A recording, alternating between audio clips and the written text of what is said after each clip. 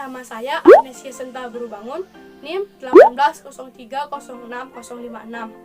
Di video kali ini, saya akan menjelaskan tentang perbedaan bentuk pada telur unggas, di mana telur yang digunakan ada 4 jenis. Yang pertama, ada telur ayam komersil atau ayam ras, dan yang kedua ada telur ayam kampung atau ayam uras. Yang ketiga ada telur itik, dan yang terakhir ada telur puyuh. Di mana video ini merupakan salah satu pemenuhan tugas kuliah praktikum produksi ternak unggas dengan dosen pembimbing yaitu Ibu Tati Vidianasari SPTMP. Ikuti terus ya videonya. Sekarang kita akan membahas tentang struktur eksternal daripada telur-telur unggas. Yang pertama yang akan kita bahas mengenai warna. Nah, kita lihat ya teman-teman, telur-telur dari unggas ini berbeda-beda ya warnanya. Pada dasarnya, zat penyusun dari cangkang telur unggas-unggas ini sama, yaitu kalsium karbonat. Hanya saja yang membedakan adalah pigmen penyusun daripada telur-telur unggas ini. Nah, yang pertama yaitu telur ayam komersil. Ini memiliki warna coklat muda sampai dengan coklat pastel. Ini diakibatkan oleh pigmen yang bernama porfirin. Yang berikutnya telur ayam kampung. Telur ayam kampung ini ada 2 warna. Ini yang putih dan juga ini ada yang berwarna krem. Warna putih ini artinya telur ini tidak memiliki pigmen dalam cangkangnya. Sedangkan yang berwarna krem ini dia memiliki pigmen yang bernama ooporfirin. Yang berikutnya adalah telur itik. Ada 2 warna juga. Ini yang berwarna lebih kehijauan dan ini lebih ke putih. Warna kehijauan ini diakibatkan oleh pigmen biliverdin. Sedangkan yang putih ini tidak memiliki pigmen. Yang berikutnya adalah telur puyuh. Telur puyuh ini memiliki warna dasar warna putih dengan bercak-bercak berwarna hitam maupun berwarna coklat. Ini diakibatkan oleh pigmen ooporfirin. Nah, uniknya teman-teman, bercak-bercak pada telur puyuh ini tidak ada yang sama. Nah, teman-teman lihat, ada yang tidak terlalu rapat, ada yang sangat rapat nih, dan juga yang renggang. Dan juga warna dari telur puyuh ini merupakan bentuk kamuflase daripada puyuh dari serangan predator. Yang kedua yang akan kita bahas adalah tentang ukuran daripada telur-telur unggas ini. Nah, kita lihat ya teman-teman, yang paling besar itu ukurannya adalah telur itik. Beratnya kurang lebih 70 sampai dengan 80 gram per butirnya.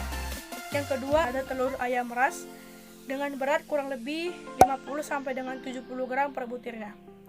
Yang ketiga ada telur ayam kampung. Ukurannya tidak jauh berbeda daripada telur ayam ras ini. Adapun berat dari telur ayam kampung ini kurang lebih 34 sampai dengan 45 gram per butirnya. Sedangkan yang paling kecil adalah telur dari puyuh, memiliki berat 10 sampai dengan 12% per butirnya. Dan uniknya teman-teman, berat dari telur puyuh ini merupakan 10% dari bobot puyuh. Nah, yang ketiga adalah kandungan nutrisi daripada telur-telur unggas ini.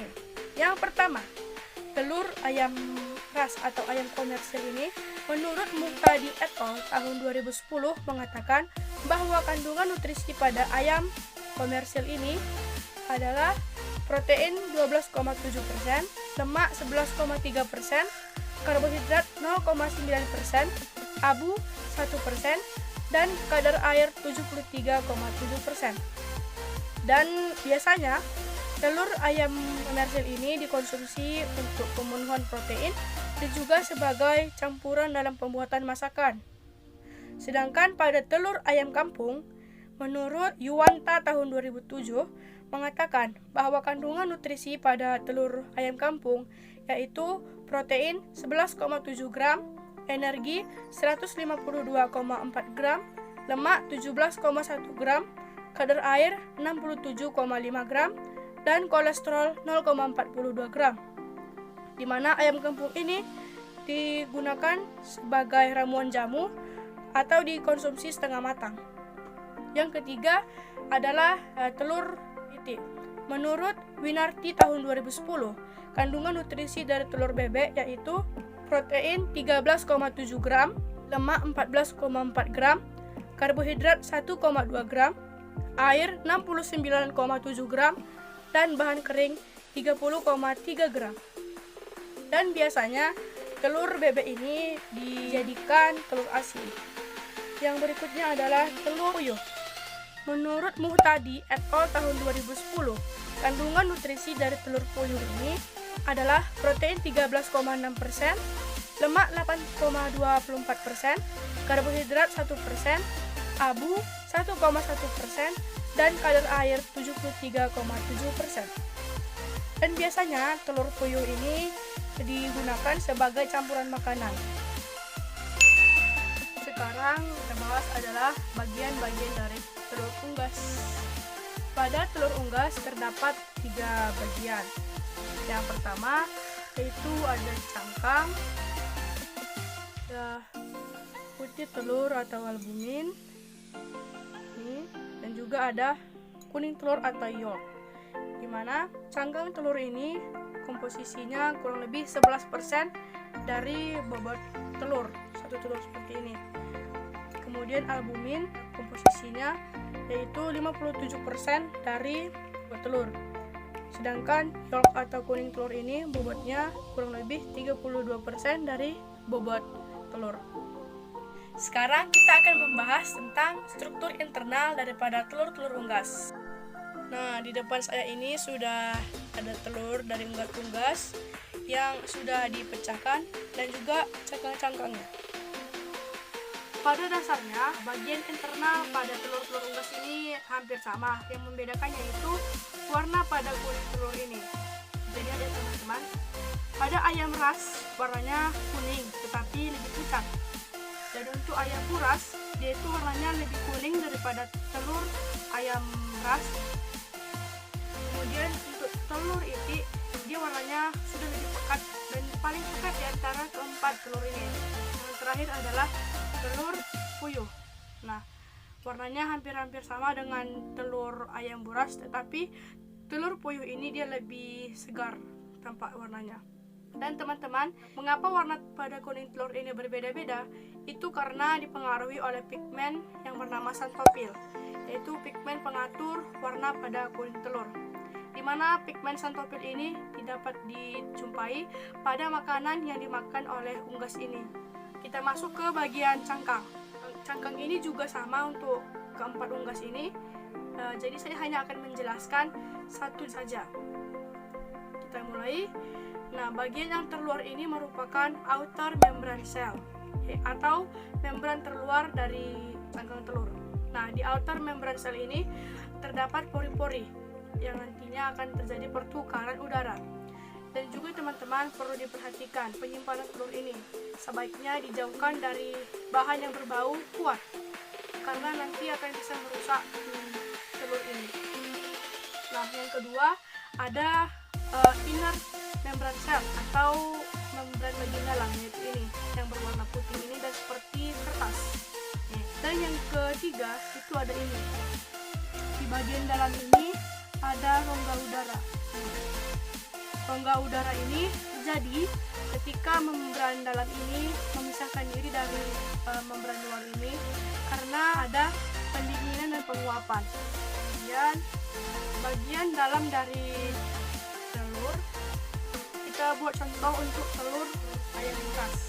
Teman-teman, ini ada tin albumen atau putih telur yang encer. Ini yang encer ini adalah tin albumen.